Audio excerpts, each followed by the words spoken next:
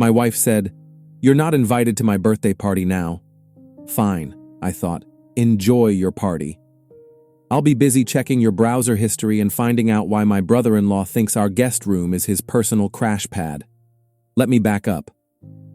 I'm Jack Everett, 43 years old, and I fix cars for a living.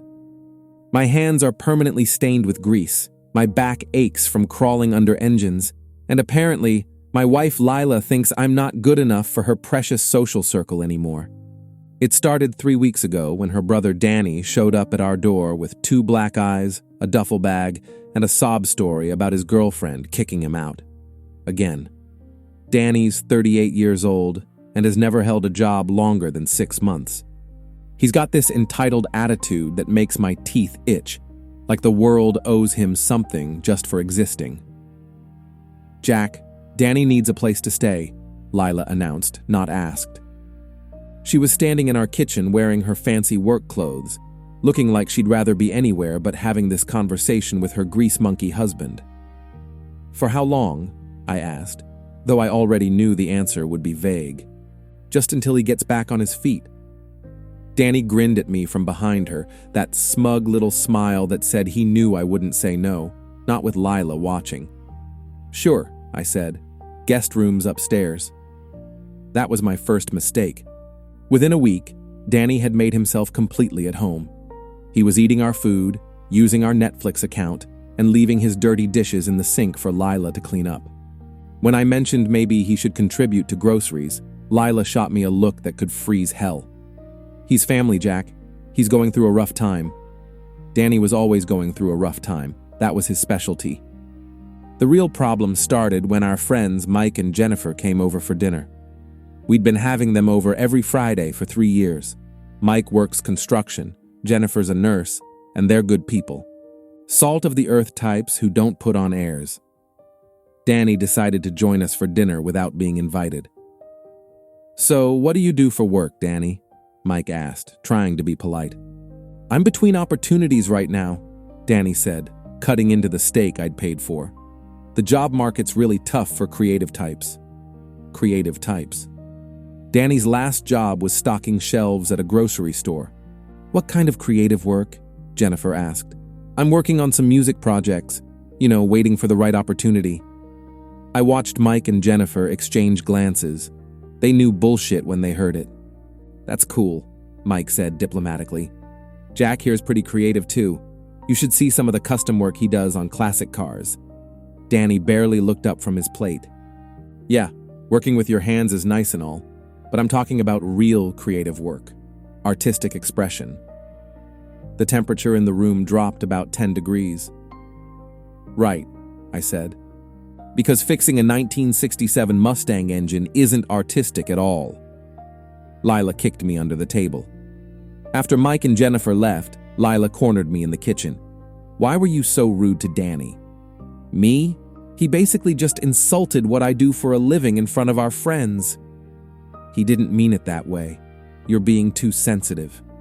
Too sensitive. That became her favorite phrase over the next 2 weeks. Danny kept making these little comments about blue-collar work being honest but limited, about how some people were meant for bigger things, about how he couldn't understand people who were satisfied with such simple lives.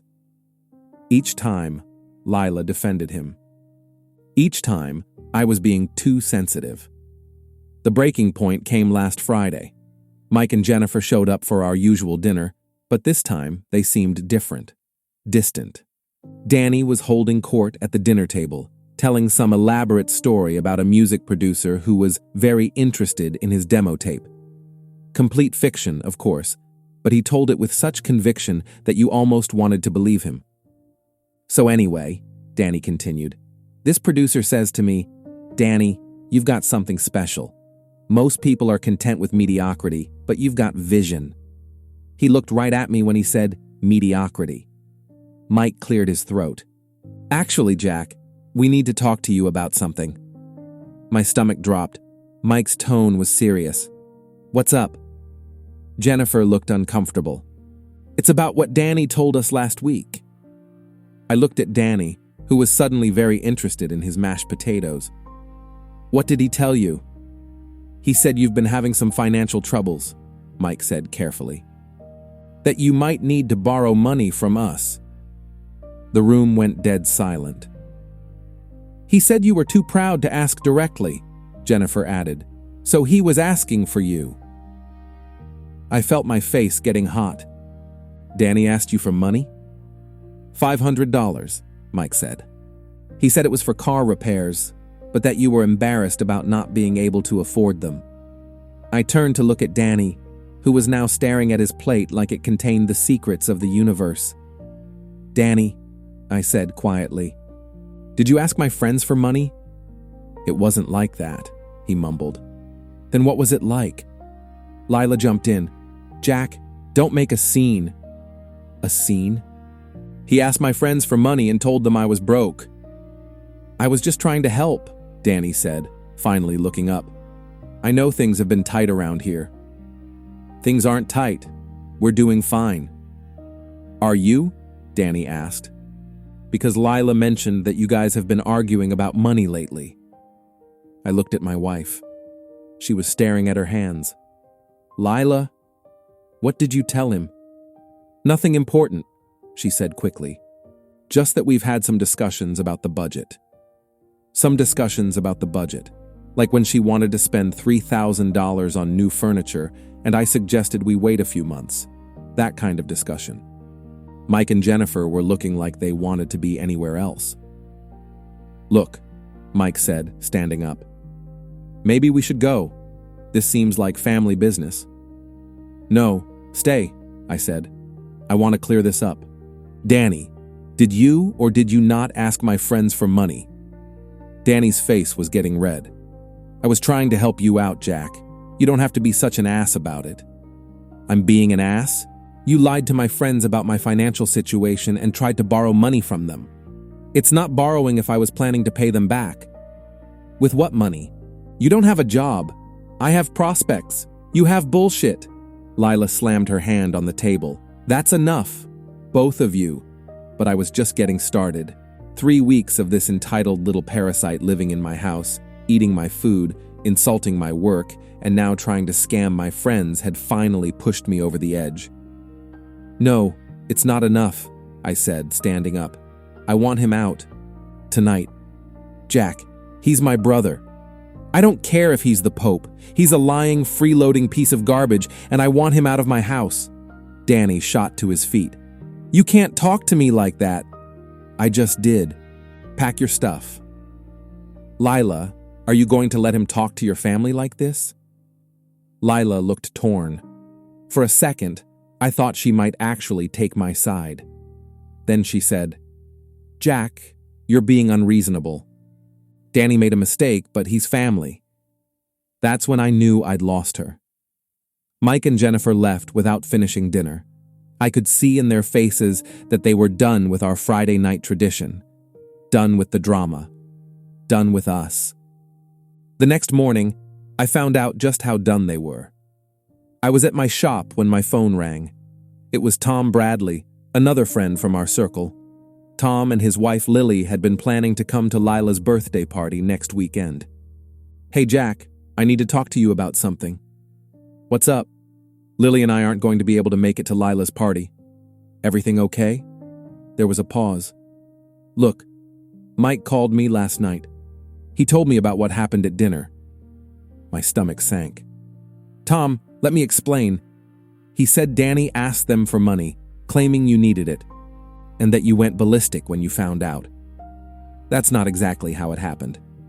He also said Danny's been living with you guys and talking trash about people who work with their hands, making Mike feel like shit about his construction job. I rubbed my forehead. Tom, Danny's an idiot.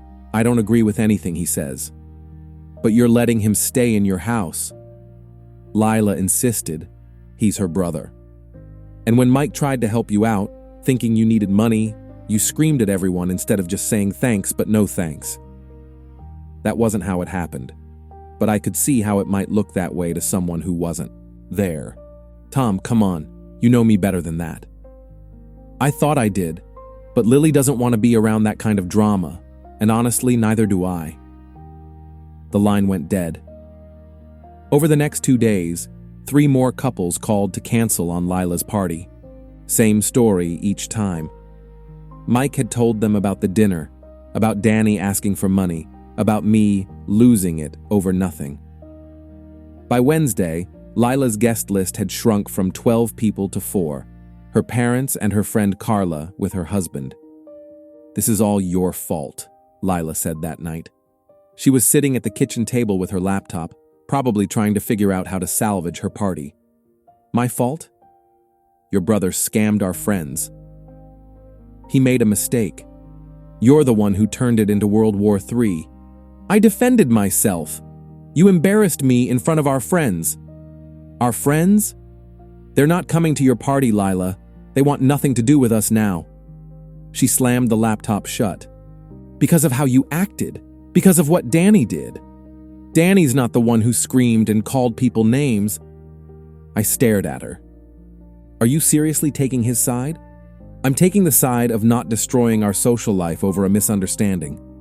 "A misunderstanding?" He lied about me being broke. "Maybe if you made more money, it wouldn't be such a sensitive topic." There it was, the truth she'd been dancing around for months. "So that's what this is really about," I said quietly. "You're embarrassed by what I do for a living." "I didn't say that. You didn't have to." She looked away. "I just think you could do more with your life. You're smart, Jack. You could go back to school, get a degree, find something better." "Better than what? I own my own business. I make decent money. I'm good at what I do." "But it's not prestigious." "Prestigious. Like her job at the advertising agency was saving lives or something." "Right," I said. "Well, this non-prestigious paycheck pays for this house, your car, and your freeloading brother's food. So maybe show a little respect. Don't throw money in my face." "I'm not throwing anything. I'm just pointing out that my mediocre job supports the lifestyle you seem to enjoy." She stood up. "You know what? You're right. You're not invited to my birthday party. I'll celebrate with people who actually care about me." That's when something inside me snapped. Not in an angry way, in a cold, calculating way. "Fine," I said. "Enjoy your party." The next morning I started making some phone calls. First I called Mike. "Jack, look, I don't really want to get into this again. I'm not calling to argue," I said. "I'm calling to apologize. You were right about Danny and I handled it badly. I should have thanked you for trying to help instead of getting defensive." There was a pause. "Well, I appreciate you saying that. The thing is, Mike, I found out some stuff about Danny that I think you should know. Turns out this isn't the first time he's pulled this scam." "What do you mean?" I did some digging. He's been staying with different relatives for the past 2 years, and every time he asks their friends for money with some sob story. He got $300 from Lila's cousin's neighbors last year. "Are you serious?" "Dead serious. And get this, he's not even really trying to get a job. He's been collecting unemployment and lying about looking for work." I could hear Mike getting angry. "That little shit." "Yeah, look, I'm sorry he put you in that position. And I'm sorry I didn't handle it better when you told me." "Jack, if I'd known he was running some kind of con game." "You couldn't have known. He's good at it." He had me fooled for a while, too. By the time I hung up, Mike was madder at Danny than he was at me. I made similar calls to Tom and the other guys. Same approach. Apologize for my reaction, then share some carefully researched information about Danny's pattern of behavior. Within 24 hours, word was spreading through our social circle that Danny Hartwell was a professional mooch who'd been scamming people for years. But that was just the warm-up. Friday afternoon, I got a call from Jennifer. "Jack, I owe you an apology." "What for?" "Mike told me about Danny's history. We had no idea he was running a scam." "It's not your fault, Jen. He's convincing." "Still, we should have talked to you directly instead of just believing him." Water under the bridge. "Listen, we were thinking maybe we could do something for Lila's birthday after all. I know her party got canceled." "Canceled. That was interesting. Lila hadn't mentioned that." What did you have in mind? Well, what if we threw her a surprise party? Tomorrow night at Murphy's Bar. We could invite everyone, make it a real celebration. Murphy's Bar. Perfect. That sounds great, Jen. But let's keep it a surprise. Don't tell Lila. Of course not. That's the point. Saturday evening, I told Lila I was going out for a few beers with Mick, my employee. Fine, she said. She was in a foul mood. Apparently, her parents had canceled on her birthday dinner, and Carla was sick. She was spending her birthday alone, watching Netflix. Maybe Danny can keep you company, I suggested. She glared at me. Danny had been scarce lately, ever since word got around about his little money-borrowing scheme. I drove to Murphy's Bar, where about 15 people were waiting, all our old friends, plus a few extras I'd invited, including Barb Henderson, who worked at the hotel downtown and loved a good story. Is she coming? Mike asked. She'll be here, I said. I told her I had a surprise for her. At 8 o'clock, I texted Lila, "Come to Murphy's Bar. I have a birthday surprise for you." She texted back, "Not in the mood." I called her. "Lila, just trust me on this. Come to Murphy's." "Jack, I don't want to be around a bunch of drunk guys watching sports. It's not like that. Please, just come." She sighed. "Fine, but this better be good." 20 minutes later, Lila walked into Murphy's Bar wearing a nice dress and a skeptical expression. "Surprise!" everyone yelled. Her face lit up. For a moment, she looked genuinely happy. "Oh my God, you guys!" She started hugging people, tears in her eyes. "I thought you were all mad at me." "We were never mad at you," Jennifer said. "We were mad at the situation. But that's all cleared up now," Mike added, giving me a meaningful look. Lila looked confused but pleased. "I can't believe you organized this, Jack." "Well, I had help," I said. "Everyone wanted to celebrate your birthday properly." For the next hour, it was like old times. People were laughing, buying drinks, telling stories. Lila was the center of attention, which she loved. Then I stood up and tapped my beer bottle with a knife. "Excuse me, everyone. I'd like to say a few words about my wife." The bar got quiet. Lila was beaming. "Lila and I have been married for 8 years, I began. "And in that time, I've learned a lot about her, about what she values, what she thinks is important." Lila nodded, still smiling. "For instance, I've learned that she thinks some jobs are more prestigious than others, that working with your hands is fine, but it's not really ambitious." Her smile faltered slightly. "I've also learned that family is very important to Lila, so important that she'll defend them even when they're lying, cheating, or stealing." Now she looked worried. "Take her brother Danny, for example. Great guy, real go-getter. Did you know he asked Mike and Jennifer for $500 last week? Told them I was broke and too proud to ask for help myself." The crowd murmured. Some people looked shocked. "But that's not the best part," I continued. "The best part is that this wasn't Danny's first time pulling this scam. Turns out he's been living off various relatives for 2 years, asking their friends for money with different sob stories each time." Lila's face was pale. "Jack, what are you doing?" "I'm sharing what I've learned about family loyalty," I said. "See, when Danny scammed our friends, Lila defended him. When our friends stopped talking to us because of it, she blamed me for overreacting." "Jack, stop. When our friends canceled her birthday party because they didn't want to deal with the drama, she said it was my fault for not being understanding enough." People were starting to look uncomfortable. "But here's the thing that really gets me," I said, my voice getting louder. "When she thought our friends were gone for good, she told me I wasn't invited to her birthday party anymore. Said she'd celebrate with people who actually cared about her." The bar was dead silent now. So, imagine my surprise when I found out that there was no party. Her parents canceled. Her friend Carla canceled. She was planning to spend tonight alone, watching Netflix, because everybody in her life was sick of dealing with her entitled, freeloading brother and her complete inability to see what a piece of shit he is. "Jack, please stop," Lila whispered. "But wait, there's more," I said, like a TV commercial. "Barb, you want to tell everyone what you told me yesterday?" Barb Henderson looked nervous, but excited. She loved being the center of attention.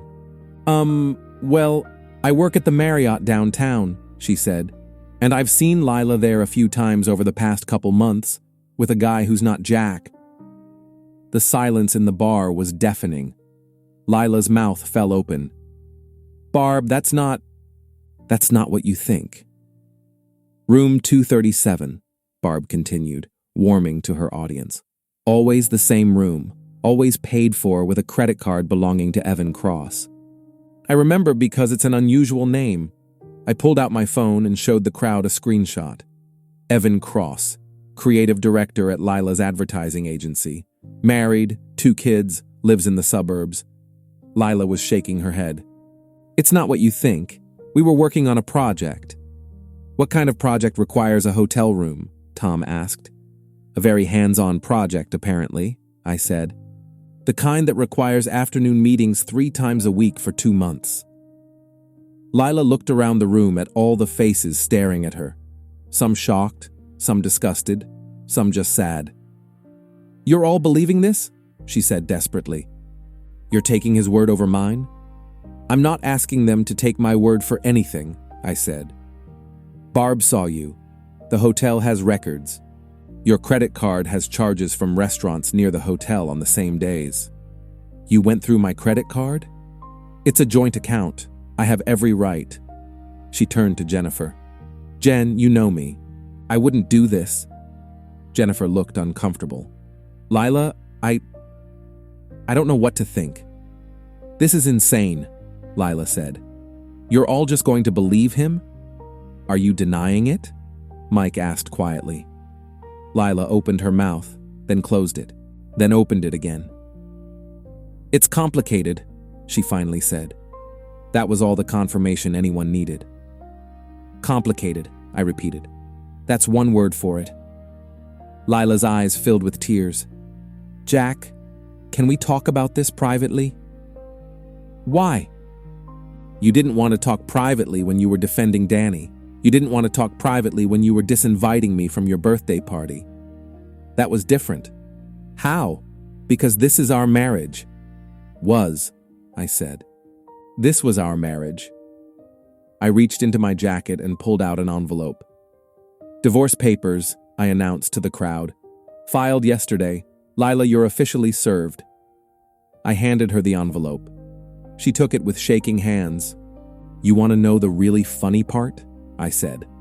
"I hired a private investigator to follow you and Evan. Turns out Evan's wife hired the same guy to follow Evan. We got a group discount." Someone in the crowd snorted with laughter. "Evan's wife is filing for divorce too," I continued. "And since Evan was using company resources to conduct his affair, company credit card, company time, company equipment, he's probably going to get fired." Lila sank into a chair. "You destroyed my life." "No, you destroyed your life. I just made sure everyone knew about it." "This is cruel, Jack." "You know what's cruel? Cheating on your husband and then telling him he's not good enough to attend your birthday party." "I was angry. So am I." She looked around the room one more time, at all the people who used to be her friends. They were looking at her like she was a stranger. "I can't believe you did this," she whispered. "Believe it," I said. "Oh, and one more thing. Danny's moving out tomorrow. I'm having the locks changed, and if he sets foot on my property again, I'm calling the police." "Where is he supposed to go?" "Not my problem. Maybe he can stay with Evan." "Oh, wait. Evan's wife kicked him out this morning." I raised my beer bottle. "Happy birthday, Lila. Hope it was everything you deserved." The crowd was quiet for a moment. Then Tom started clapping. Then Mike. Then everyone else. Lila stood up, clutched the divorce papers to her chest, and walked out of the bar. I never saw her again. The divorce was finalized 3 months later. Lila moved back in with her parents. Danny disappeared, probably to scam some other relative in another town. Evan got fired and had to take a job selling insurance. Me? I kept my auto shop, kept my friends, and kept my dignity. Sometimes the good guys win. Win. Win. Win. Win.